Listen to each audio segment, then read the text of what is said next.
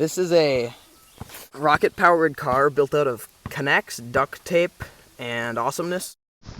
I've tried building a rocket-powered car before, but the engine broke away from its mount and flew away up into the sky. So hopefully this one holds together better than that one did.